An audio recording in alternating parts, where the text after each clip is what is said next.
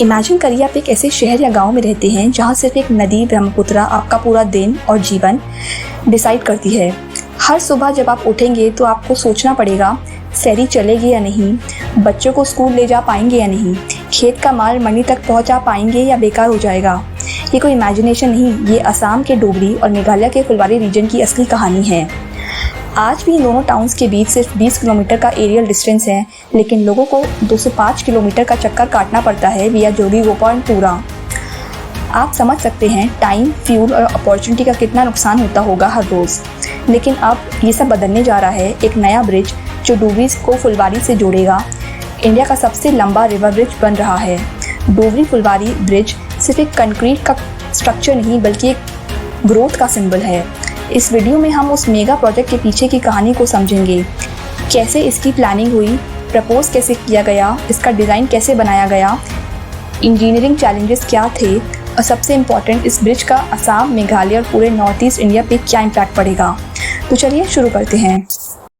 डोगरी फुलबारी bridge का idea पहली बार 1980s में रेज किया गया था जब लोकल्स ने इसकी डिमांड रखी थी, लेकिन उस समय ना तो इनफ फाइनेंशियल कैपेबिलिटी थी और ना ही पॉलिटिकल विल। ब्रह्मपुत्रा की अनप्रेडिक्टेबल नेचर और नॉर्थ ईस्ट की ज्योग्राफिकल आइसोलेशन के कारण प्रोजेक्ट हमेशा पोस्टपोन होता गया। 2014 के बाद जब पीएम मोदी ने एक्ट ईस्ट पॉलिसी को अग्रेसिवली पुश किया, उस वक्त नॉर्थ ईस्ट कनेक्टिविटी एक नेशनल एजेंडा बन गया। 2017 में NHIDCL ने इस ब्रिज के लिए फीजिबिलिटी स्टडी स्टार्ट किया।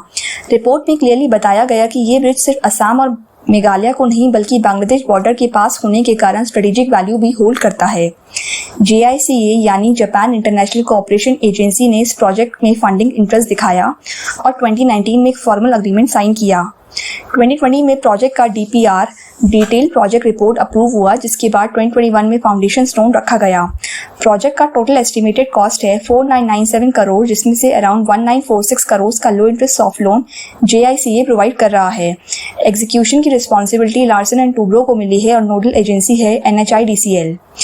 पहले प्रोजेक्ट का टारगेट कंप्लीशन ईयर 2026 था, लेकिन अब कंस्ट्रक्शन चैलेंजेस के कारण रिवाइज डेडलाइन 2028 सेट की गई है।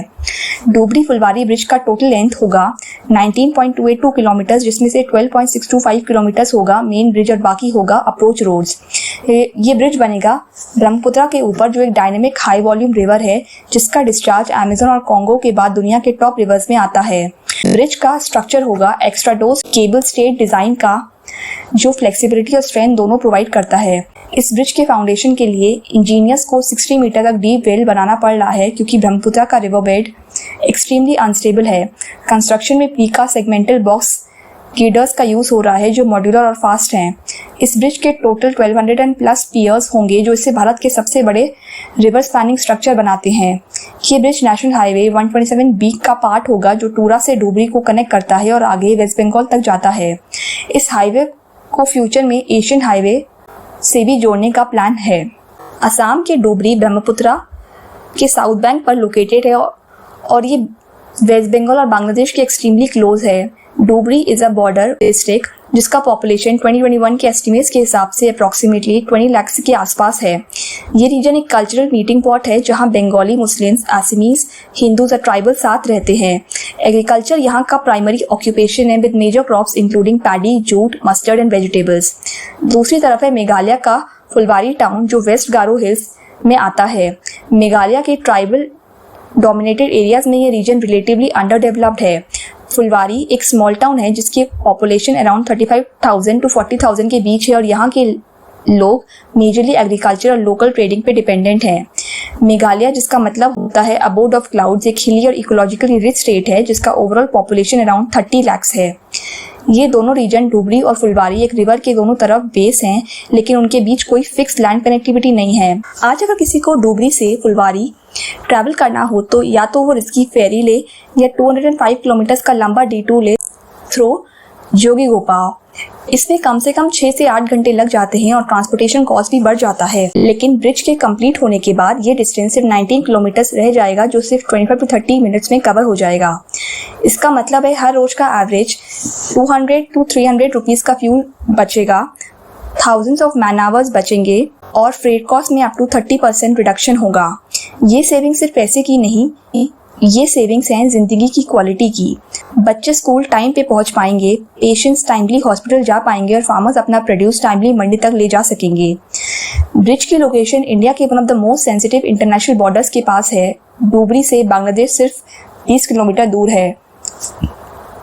ये ब्रिज इंडियन आर्मी और बॉर्डर सिक्योरिटी फोर्सेस के लिए भी एक स्ट्रेटेजिक ऑल्टरनेट रूट प्रोवाइड करेगा। नॉर्थ ईस्ट इंडिया को भारत के मेनलैंड से जोड़ने के लिए आज सिर्फ एक नैरो कॉरिडोर है और वो है चिकन नेक, जो बहुत वल्नरेबल है।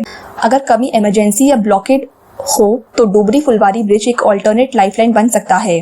ये कॉरिडोर इंडिया की BBIN initiative, Bangladesh, Bhutan, India, Nepal, BIMSTEC trade route और India, Myanmar, Thailand trilateral highway का एक्सपेंशन में भी काम आएगा। असम और मेघालय के इस रीजन में हेल्थ केयर और एजुकेशन अभी भी लिमिटेड है। डोबरी में हॉस्पिटल्स हेविली बर्डन्ड हैं और फुलवारी साइट पे ट्राइबल एरियाज में बेसिक हेल्थ एक्सेस भी मुश्किल है। स्कूल्स और कॉलेजेस के लिए स्टूडेंट्स को लॉन्ग डिटूर लेना पड़ता है, जिससे ड्रॉप आउट रेट्स बढ़ते हैं। ब्रिज बनने के बाद पूरा सिनेरियो चेंज हो जाएगा।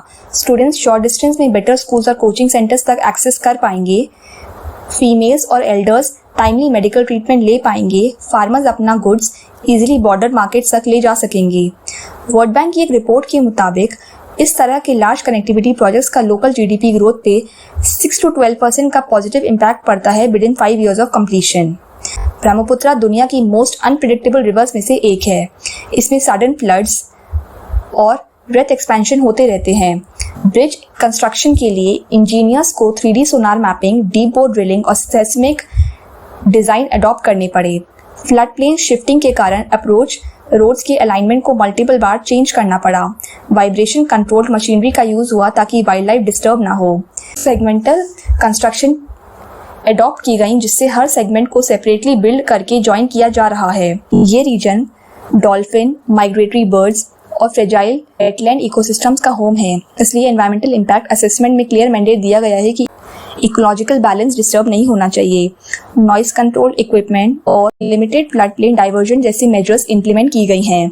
ब्रिज का अलाइनमेंट डॉल्फिन ब्रीडिंग जोन से दूर शिफ्ट किया गया है और कंस्ट्रक्शन के बाद वेटलैंड रिस्टोरेशन भी प्लान में है। इंफ्रास्ट्रक्चर के साथ साथ इकोलॉजिकल एथिक्स का भी पूरा ध्यान रखा गया है। अगर हम रिकॉर्ड की बात करें तो इस ब्रिज का 19.282 किलोमीटर्स लेंथ इसे बनाता है इंडिया का सबसे लंबा रिवर ब्रिज। इससे पहले ढोला ब्रिज जो 9.15 किलोमीटर्स का था, इंडिया का लॉन्गेस्ट था। बोगीबील ब्रिज जो 4.94 किलोमीटर्स का है, अब 3rd पोजीशन पे चला जाएगा। एशिया के टॉप रिवर ब्रिजेस में अब डोबरी फुलवारी भी लिखा जाएगा, एक और माइलस्टोन भारत के इंफ्रा एम्बिशन के नाम। ब्रिज के ओपन होते ही शिलोंग, चिरापुंजी जैसी जगहें तक लोग रोड से आसानी तक पहुंच पाएंगे। लोकल पॉपुलेशन के लिए नए होटल्स, होमस्टेज और गाइड जॉब्स क्रिएट होंगी। फार्मर्स के लिए एग्रो प्रोसेसिंग और कोल्ड स्टोरेज हब्स बन सकते हैं। लॉजिस्टिक कंपनीज के लिए ये एक स्ट्रेटेजिक ट्रेड नोड बन जाएगा।